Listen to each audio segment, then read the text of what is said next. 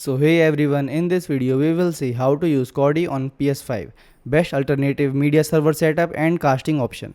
Method first is screen mirror Kodi via PS Remote Replay. Download and install Kodi on your PC, Android or iOS device. Then download the PS Remote Play app onto that exact same device.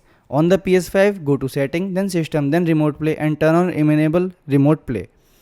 Then connect your PS5 and the streaming device to the same Wi-Fi network. Launch the remote play app on your device, then log into your PSN account and connect to PS5. Open Kodi on your device. The audio and video will now play through your console. Second method is stream Kodi files via DLNA media server. Open Kodi on the computer, click the gear icon at the top left. Then navigate to service and select UPnP and DLNA. Enable UPnP support and share my libraries. On your PS5, go to the Media tab on your home screen, then download and open the Plex app or another native media player.